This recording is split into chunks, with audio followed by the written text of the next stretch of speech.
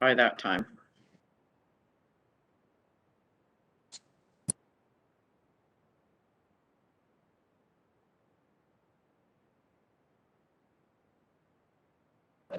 Thank you, Madam Chair. We are live. Great, thank you so much. We are, welcome back. Good morning, everyone. We're reconvening this special electoral area services for May 19th. And with that, we're going to move into public input period. Ms. Harrison, do we have any public input?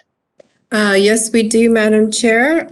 First, we have Cliff Evans, and I'll just pull him in from the lobby. Thank you. And we also had, I think, 10 supplementals, 11 supplementals that were sent out to us, just to remind the committee. That's for the 12:30 meeting. That's for the 12:30 meeting, Madam Chair. Oh, I thought we had a lot. So, oh, that wasn't supplementals. We had a lot of letters sent to us then for this particular. Okay, issue. Thank you. Madam Chair, I actually have two participants in public input. Did you want me to bring them both in or just one at a time? One at a time or both. It doesn't really matter. Whatever is easiest. Okay, I'll bring in Mr. Evans first. Go ahead. Welcome, Mr. Welcome, Mr. Evans. Good morning. Good morning, Madam Chair. Madam Chair, on today's agenda, it was nice to see the amended solid deposit bylaw out. There's a few very good points, but there seems to be a lack of public input in it. And by public, I mean not only the residents, but the contractors and all the other people that are affected by the bylaw. It looks like the change of the bylaw 4236, bringing in type C permits to only industrial zones and commercial zones will solve a lot of the problems, but it will also affect a lot of people too, especially the contractors. The contractors have a lot to put in this, and the relationship with these contractors is very, very important. By giving all the delegating the board's authority for the 4236 to the general manager is going to take a lot away from the public, and it is very, very important that we do allow the public input on this. For instance, you issued a permit just a few weeks ago, and right away we found the roads on Stebbin Road dirty again. And we have to make sure that these things are reported properly. Like, for instance, with our public meeting, the contractor felt that he should be cleaning the road with his own equipment. And this is public road. The public road should really be cleaned by MCON and reported to MOTI for safety. So when we have bylaws that are that rely on the public for reporting, we really have to include the public in the making of the bylaws too, because the people don't understand it. We need real good communication between. You have 5 seconds. Between the public and the CVRD. So may we please keep the control of the 4236 bylaw with the board and include the public more in all the meetings instead of going into closed session. Thank you very Thank you. much. Thank you. And we have another person waiting for public input. Yes, Madam Chair, I'm just admitting them now. Okay, and who is that? That is Susan Kaufman, and she is now in the meeting. Okay, welcome, Susan. I don't see her, but I see her name. Oh, there she is. Welcome, Hello, Susan. Good Madam morning. Chair. Good morning. Thank you. Madam Chair, there has been a great deal of work put into amending the soil deposit bylaw. The sources of information and guidance in writing this bylaw, I'm sure, have been diverse, and appreciation should be given to all of those involved. Key to the success of any bylaw beyond the legalese is when and how the community is consulted and how information is shared. I'm sure many people are not even aware of the soil deposit bylaw. Delegation of authority could cut the public out. Bylaw enforcement is, for the most part, initiated by a complaint from the public. The public is the eyes and ears for all levels of enforcement. Has the public not alerted authorities to non-permitted or overages and dumping in the past?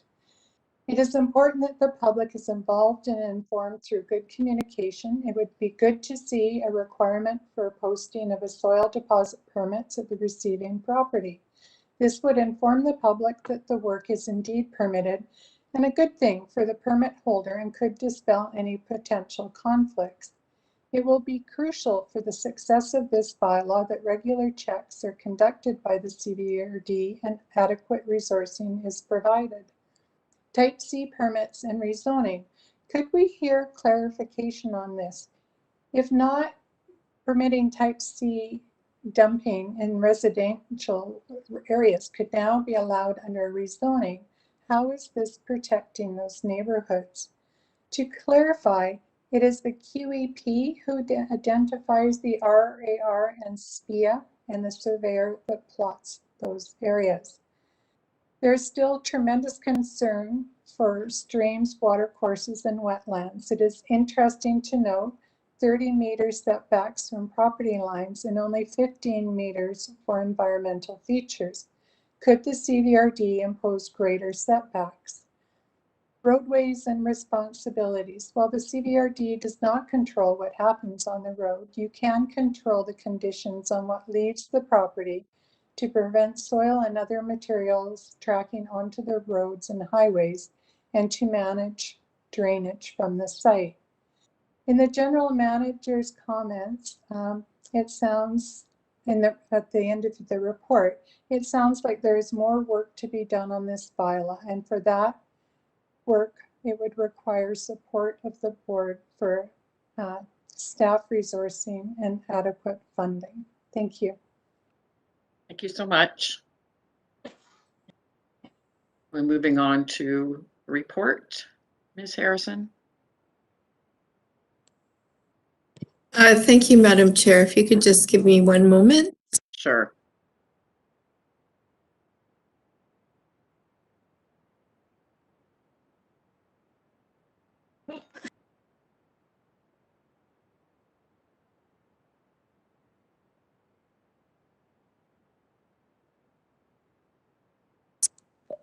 Thank you, Madam Chair. Item R1 is the report from the Inspections and Enforcement Division regarding soil deposit bylaw amendments. And there is a recommendation. Would you like me to read the recommendation? I think we'll wait for that. Okay. Go ahead, Mr. McDonald. Thank you, Madam Chair. Before you have a fairly comprehensive report on the amendments. I did have a presentation, but most of it, the bulk of that presentation is the one that I presented back on April 7th. So I think for time, and I think it's outlined in the report, I think what we would do is just go basically straight to questions. I have invited Mr. Symington from Gandalf Consulting, who would be here to answer also some questions that maybe I can't answer. So I think I'll turn it back to you, Madam Chair, and maybe we can open the floor. Okay, thank you. I'm just checking in with Ms. Harrison. In order to open up the floor, we should have the resolution on the floor to discuss. Am I not correct? So I did make a goof up there. So if you could read the recommendation, please. Thank you, Madam Chair. The recommendation before you is that it be recommended to the board that staff prepare an amendment to CVRD bylaw number 4236 as outlined in the staff report to the May 19th, 2021 Special Electoral Areas Services Committee. Okay, do I have a mover? Second? I don't have a seconder. So we go, are you seconding that? No? Okay. Director Morrison, go ahead, please. Thank you, Madam Chair. I'm wondering, I looked to the directors most affected by this and wondering if later on in the report there is there's two options listed, and I'm wondering what the directors for areas A and B would think about option 2 in regards to a more comprehensive review. They might comment on that. Is there any of the Director Acton? Go ahead, please. Thank you, Madam Chair. So I think the report is good, and we've talked about this a lot. I mean, and that's why this report is before us. There's a few things that minor items that we've already discussed as well. I could list them off right now. Some of them are the time frame of the permit at 5 years, I think, is a little long. I'd much prefer 2 to 3. That's a kind of a small item. Second, the delegation to just the manager, I think at this time has already proven that that's probably not a good idea.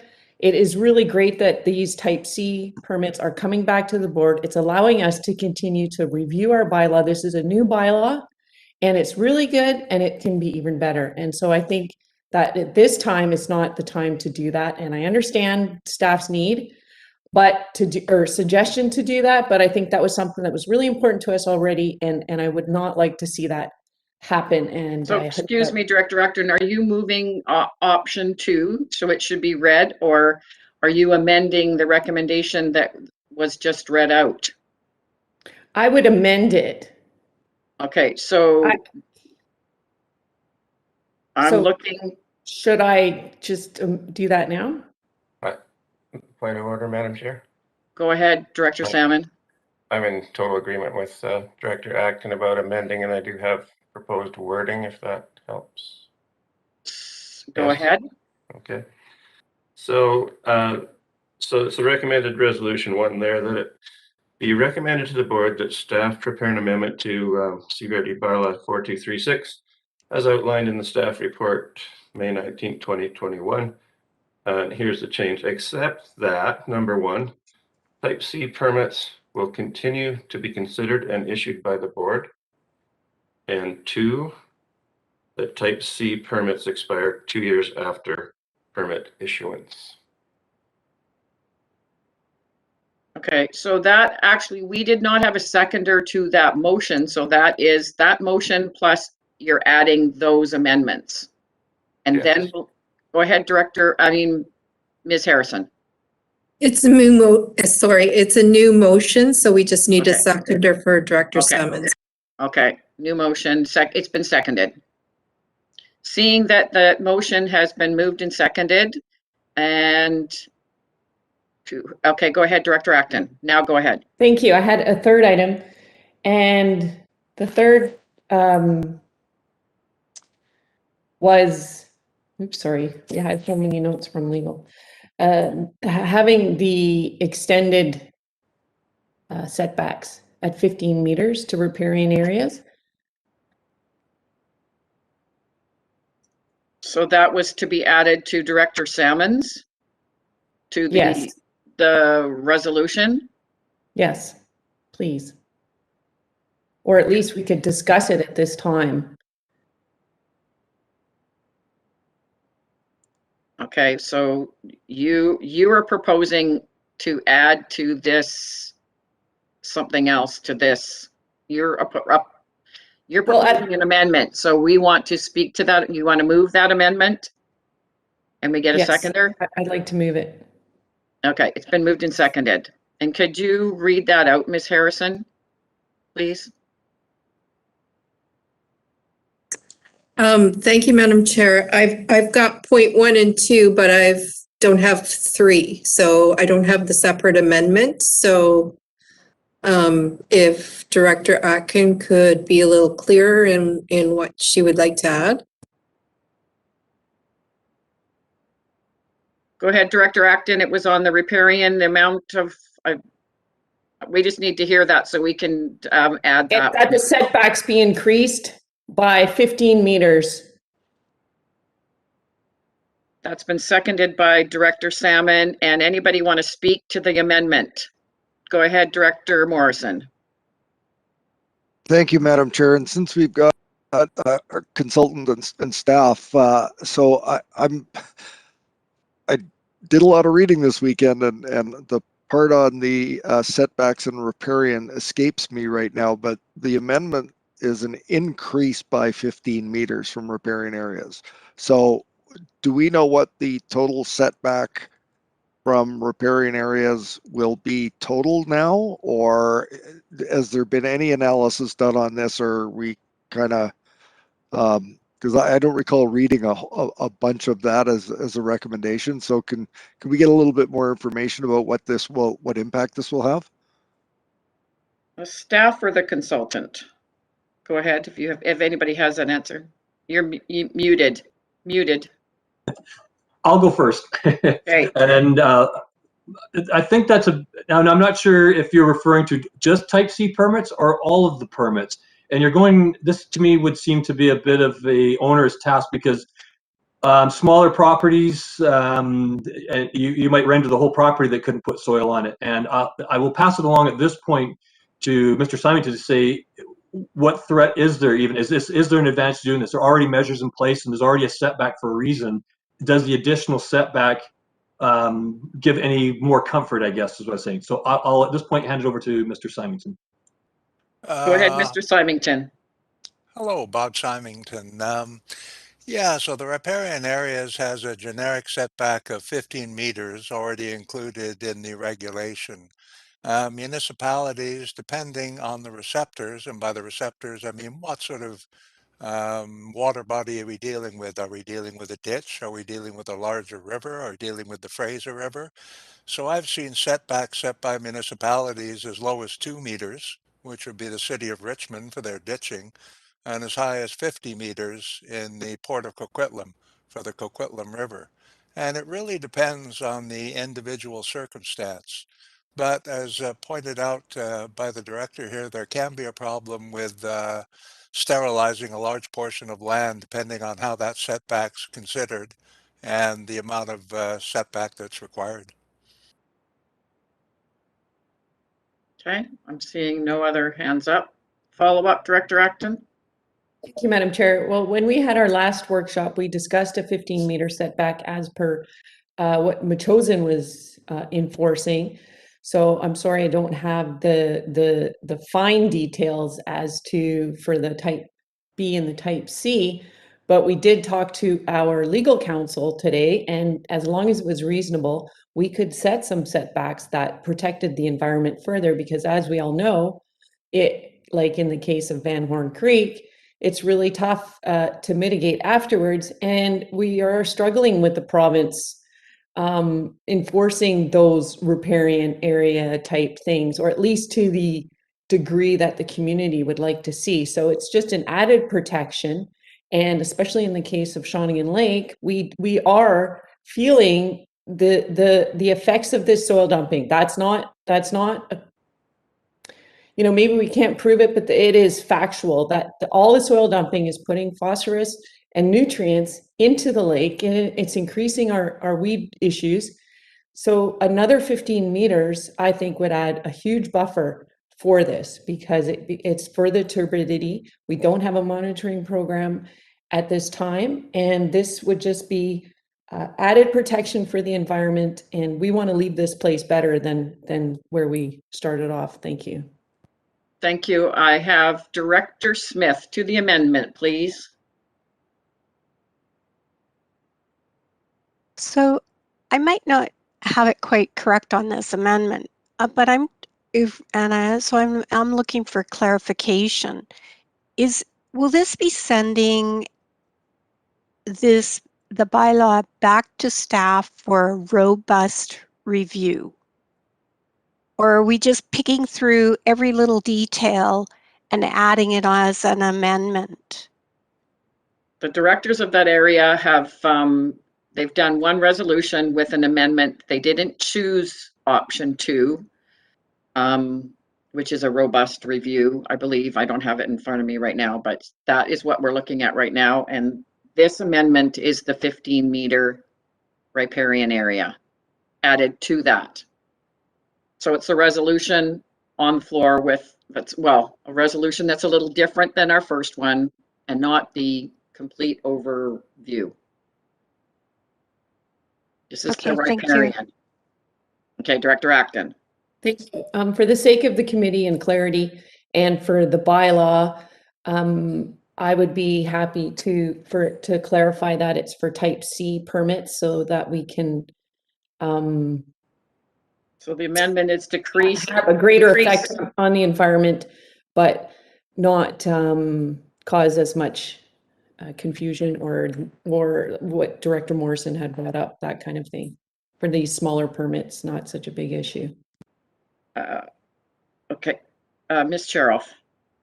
Thank you, Madam Chair. I believe that the wording in the bylaw in reference to setbacks is in 7.4, and it says that no person shall deposit soil within a riparian assessment area.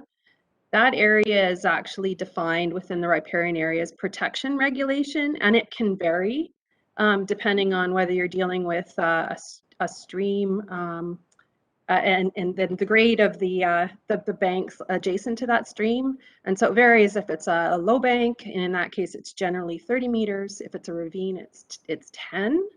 And that section of the bylaw also states that it says unless a person has obtained a development permit, which then requires them to have the review with the QEP, et cetera.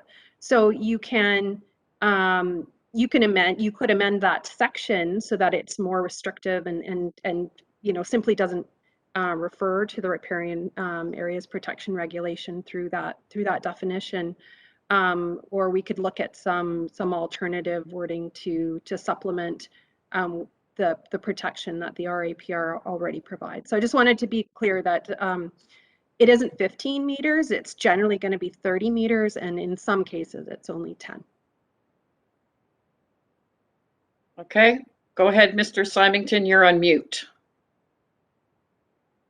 Yeah, that was very informative, Anne. I would agree. And certainly when I see the sites that are evaluated, you really depend on a biologist to conduct a riparian areas assessment.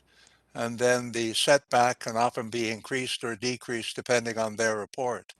So with the type C permits, there is a requirement for a biological assessment, a riparian assessment, and that could be included in some kind of recommendation for each individual permit area, depending on the receptor, whether it's a creek, as you were saying, a low bank or a high bank creek, or a ditch.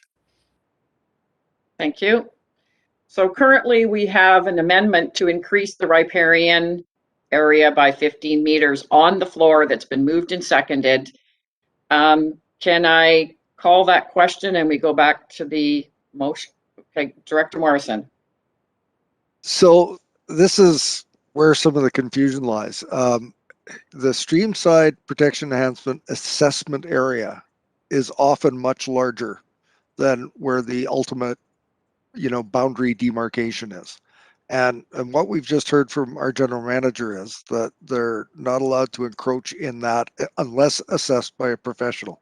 So I really would like to be clear that the 15 meters that we're adding is to the assessment area, which is generally much larger than the actual demarcation line of where the streamside protection and enhancement area is.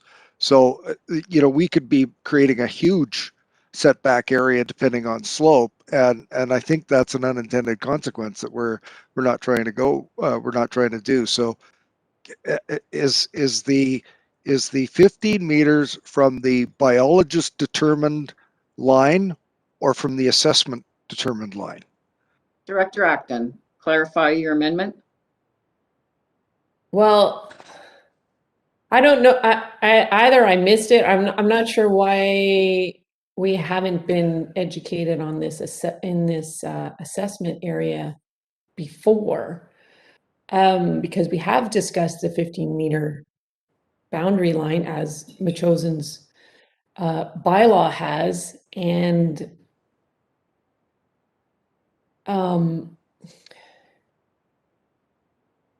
sorry, I lost my train of thought, but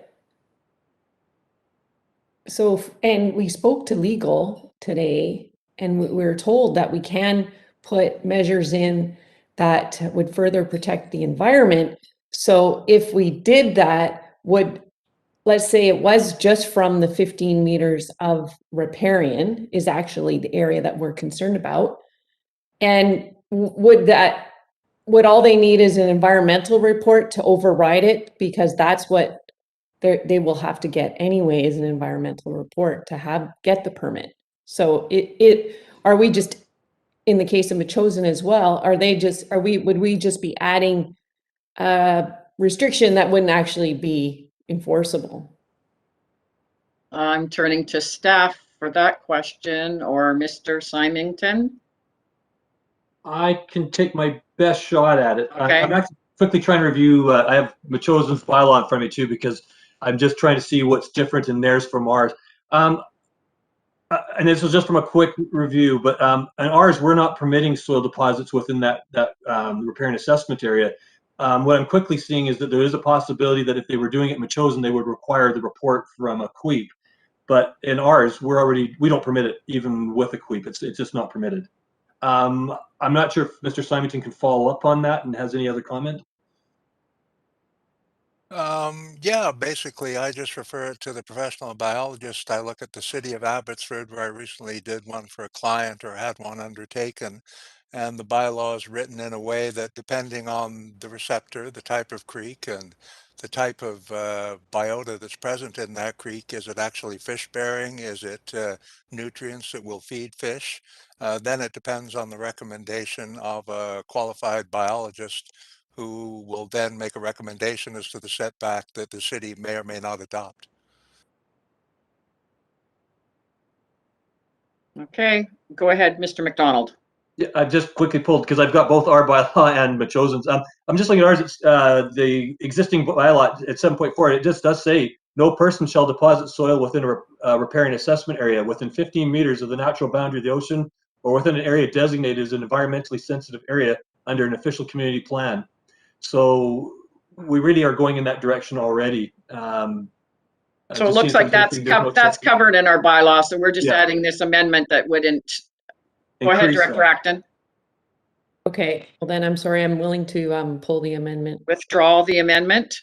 Yes. Okay, so we're going to, if there are no other speakers, can we go to, I don't see Director Salmon, there he is. The motion the original motion then, that we had already moved and seconded, and I can call the question. Is everybody comfortable with that? No? Okay, go ahead, Director Martman.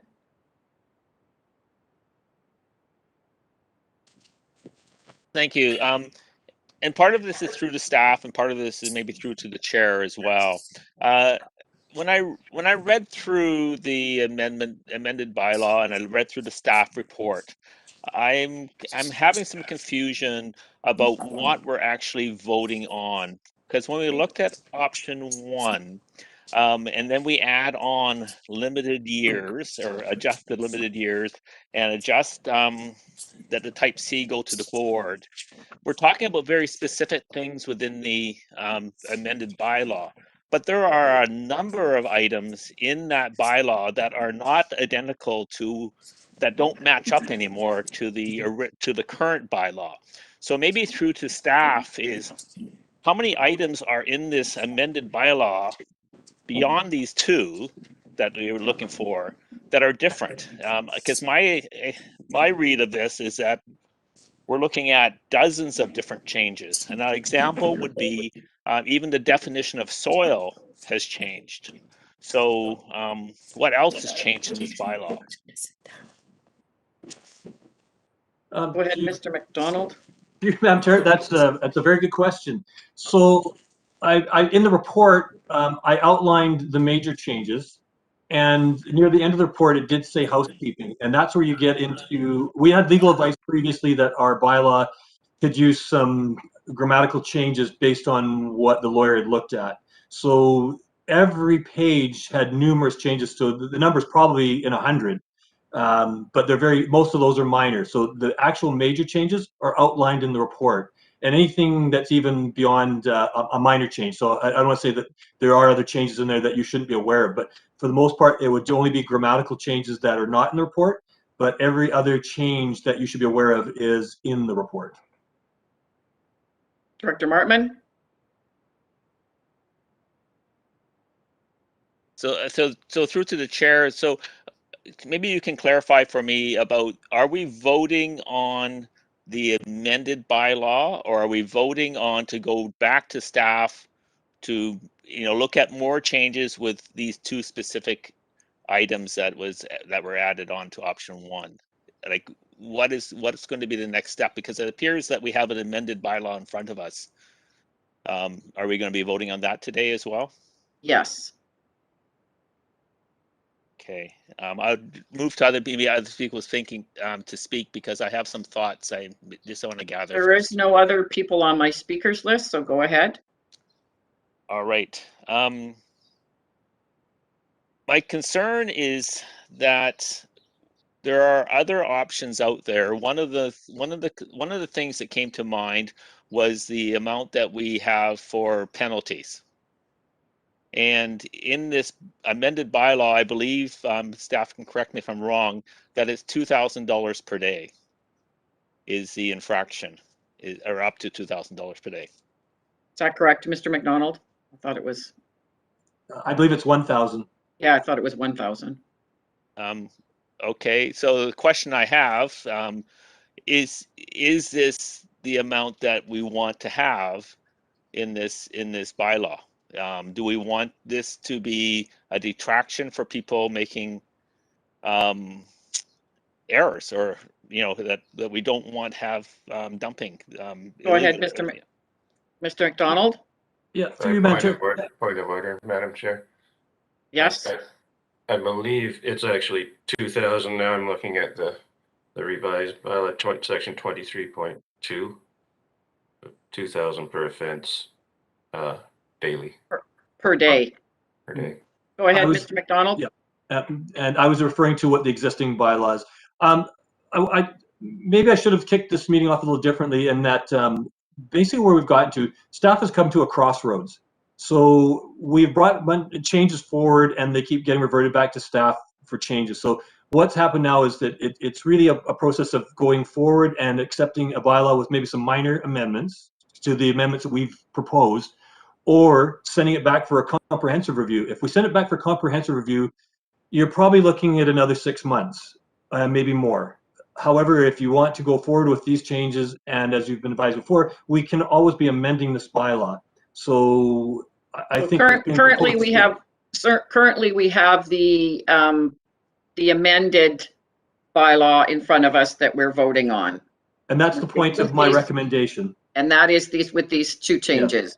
Yes. Okay. And so Director Martman, are you okay with that? I guess my difficulty and my confusion on this is that I can't understand where all the changes are. And yes, some are housekeeping. Some, like the soil bylaw or soil definition, is something that I'm trying to understand and make sure that I'm confident that I know the difference. There's other things in here where it's been removed. For example, within an aquifer, that we required information if it was within 100 meters, and now it's been that of a designated aquifer, and now it's indicating a report by a registered professional, but they don't actually specify how far away it has to be. So maybe it's more enabling, but I'm just not getting my head around all the different changes that have occurred in this new document. I see the major ones, but aren't we responsible for all the changes of the information when we vote on this? Yes, but I think we've gone through most of it, and the directors of the area have made a motion to what they feel could be amended currently. Okay. So I was looking to their advice as well as the staff's, and I go to Director Nicholson, then Director Acton. Yeah, I appreciate Director Martman's comments, because when I was looking at the bylaw and reading it, it would have been super helpful, and maybe staff could think about doing this in the future. When they make changes to a bylaw like this, it would be quite simple to highlight where the changes are and even add comments as to why the changes were made, whether they're housekeeping or whatever, because this is a really important decision that we're making. And I am feeling pressured into making this decision in a positive way to move forward with the amendments proposed, in addition to the ones that Director Salmon added. I'm feeling pressured because it has been a long time since we began this, what I thought was a comprehensive review, but has turned out to be not a comprehensive review, just a fix for to try and deal with some really pressing issues that the community has and concerns that we all have about the environment and how this program is turning out. So I feel that, I'm willing to trust that the bylaw as it's written, and I haven't gone through it word by word and compared it to the old one. I'm willing to trust that what's being proposed is a good start, but I don't want us to stop here. I think we still need this comprehensive review, but particularly with respect to the issue of the program resources and what we can do on the penalties and fee front, especially in light of new legal rulings that have come down around the climate change thing that may open up the door for us to strengthen this. And the other area I'd really like to see strengthened is monitoring, the environmental monitoring side of it. We don't require enough here. I kind of regret that Director Acton pulled her amendment, because I think that would have strengthened it. Strengthen the concerns around the environment, the water quality issues at the source end, which is where you want to. I'm not concerned about making the site too small for a dump. If it's that small, they shouldn't be dumping at all close to a riparian area. And those are the tools that we have at hand. We should be using them. So I guess where I'm at now is I'm going to support this motion. And I would like to put a second motion forward afterwards that ask staff to continue a review of this soil deposit bylaw, particularly with respect to the resourcing and the monitoring. Mr. Crothers? Yeah, just hearing the concerns of the directors. You're not voting on the amendments to the bylaw right now. What you're simply doing is sending this back to staff to amend the bylaw, which will come back to you. So you're giving direction to staff to make those amendments. They will be coming back to the committee to review. I would suggest that staff will be further commenting on any of the proposed amendments that were made today, any consequences, implications of those proposed amendments. And I would further offer that we can provide a more detailed document so that you can see the changes that were made so that you can see the changes in a document. I think any legislator should be able to see even those minute changes so that you can follow the amendments in that document. So I think it will be much clearer when the report comes back to the committee with respect to what changes have been made and any implications of these amendments that have been made today. And then you will be reviewing it and making recommendations to the board to give the bylaw its necessary readings. Okay, I have Director Kuhn. Thank you, Mr. Crothers. And then Director Morrison. Yes, I would not be in favor of a comprehensive review. As our lawyer pointed out, we can always make amendments to the bylaws as we go along, and I think that's the way Point to of do it. order. Yes. What's your point? We aren't talking about a comprehensive review with this motion that's on the floor. Correct. But go ahead, Director Kuhn. No, okay, I'm fine. Okay. Director Morrison. Thank you. I think I'm reading this a little differently than our CAO based on the motion that was made. My understanding from what was proposed and moved and seconded was that we're recommending to the board that the amended bylaw with the 2 changes go forward to the next board. And it's, so that's what I heard read out. So if I'm mistaken, I'm mistaken, but how much longer is this process going to take? Because I think time is of the essence for getting these interim changes done. Do we have any idea when this will be coming back? And Your question is to staff? Through you, Madam Chair. So staff is waiting for direction, and to Mr. Director Martman's questions, part of the reason that this hasn't been more comprehensive of a report at this point is staff is not sure which direction the directors were going to go here. To spend a lot of time, and as Director Morrison said, that the time has been of the essence, and that's the message that we have gotten clearly. So we were trying to do this in a time-sensitive manner and bringing it forward to you that way. However, as Mr. Crothers has pointed out, going forward, we could bring forward a more comprehensive report as these changes, as this appears the direction that the directors want this to go.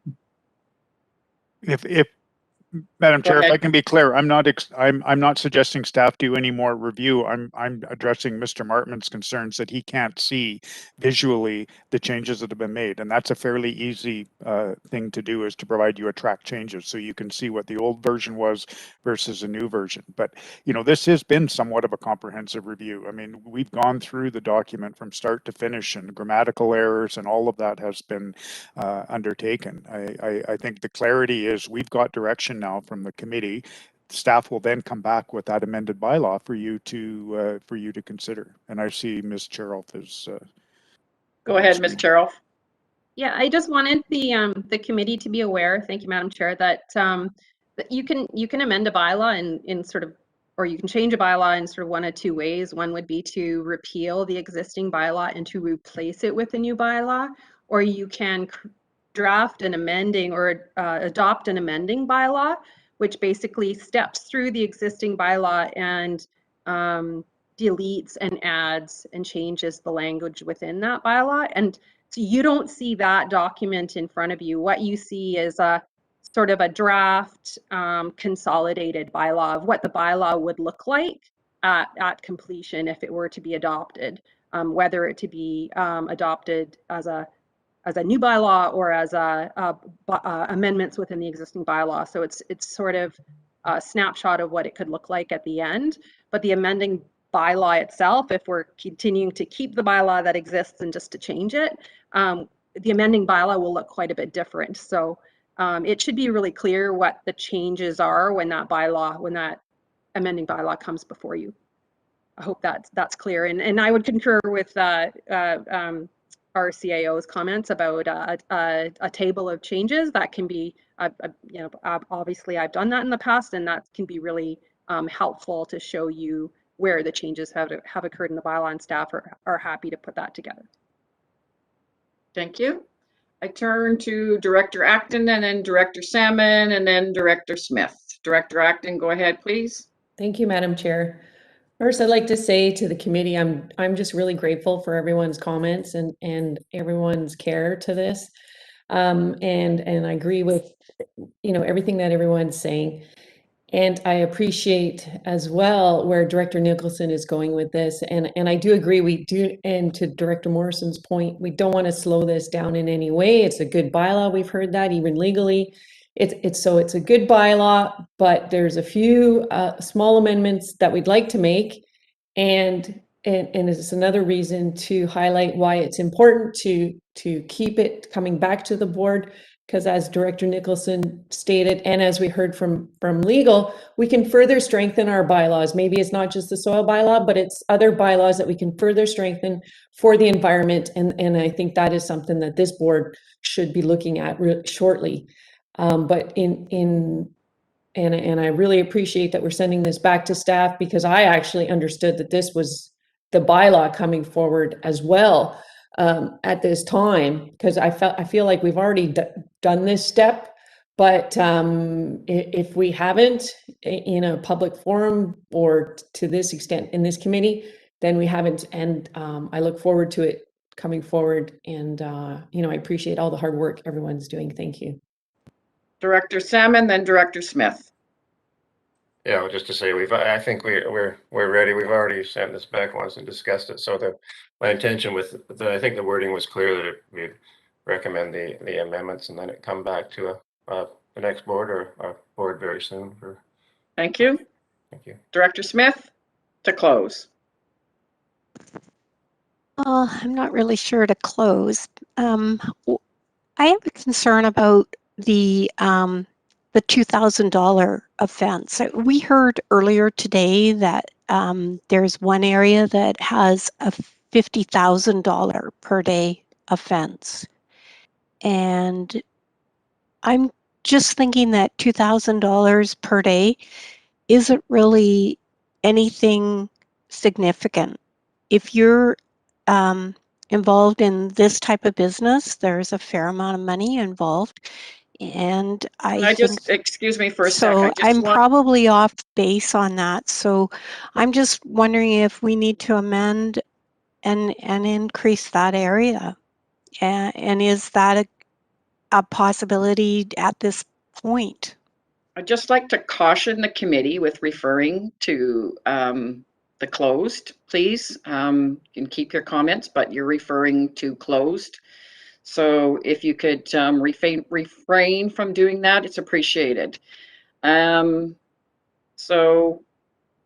was that a question to who, Director Smith?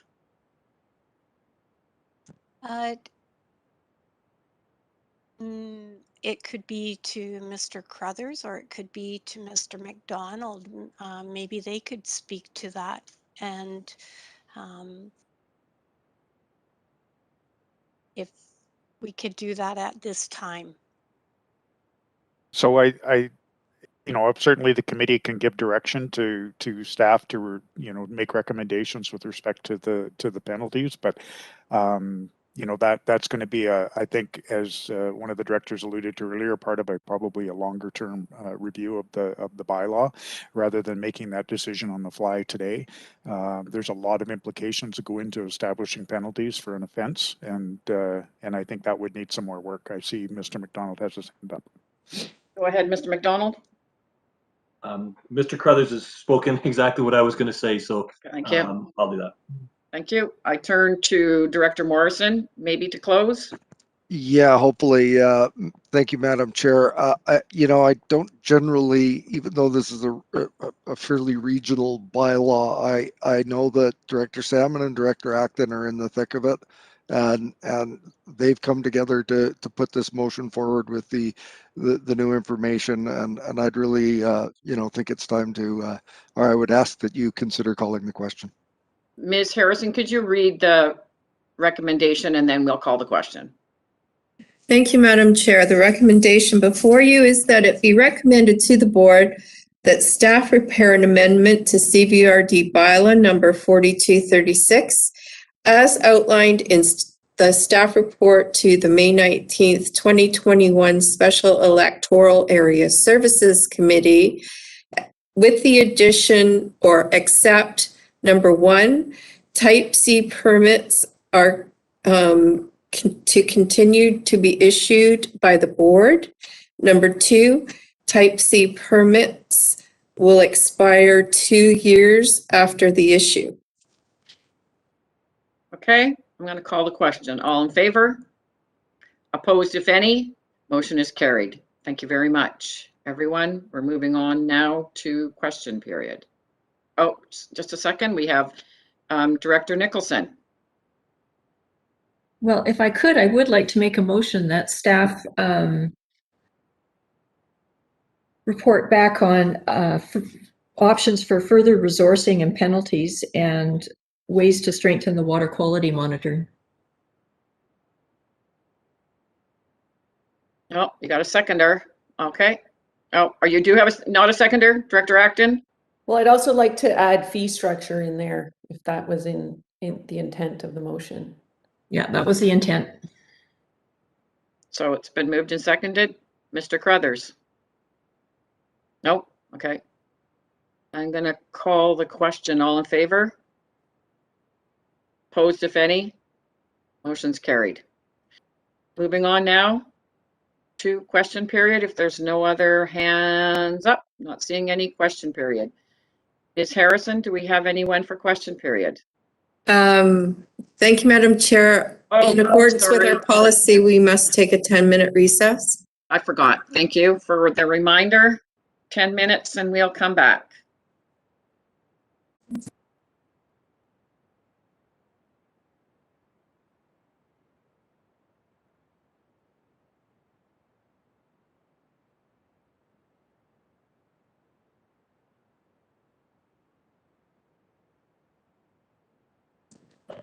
Thank you, Madam Chair. We are live.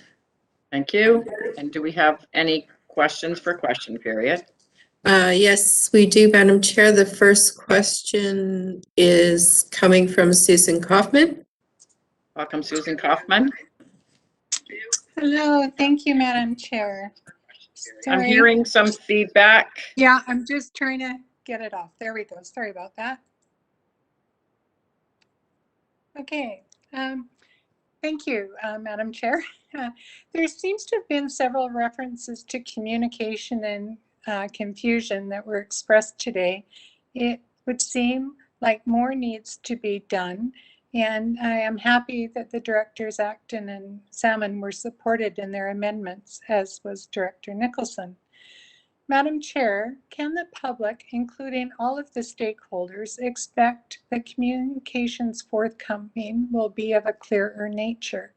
It should be noted that there was a lack of clarity in the public notice for the order of the agenda and the start time of this meeting. Thank you. The agenda and the start time, well, we're trying to be as clear as possible, but sometimes things do get mixed up. But the start time today was 9:30. So you weren't clear on the start time today? Well, the actual agenda that was posted on the public portal showed the start time of the meeting for 9:30, and that the closed session would be at the end of the public meeting, but it happened in reverse. And that is why there was the need for the 10:30 start of the meeting. Yeah, as chair, I had prerogative to move the closed session up. So that's what happened. Yeah. The closed session was Well, that's moved up. fine.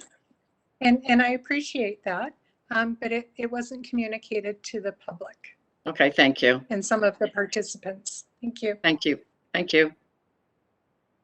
And who do we have else? Ms. Harrison. Thank you, Madam Chair. We also have Mr. Cliff Evans. Mr. Cliff Evans, welcome. I saw you once. Where are you now? Oh, he's gone. He was here earlier. I moved him to the lobby and I think he disconnected. Perhaps he'll come back again.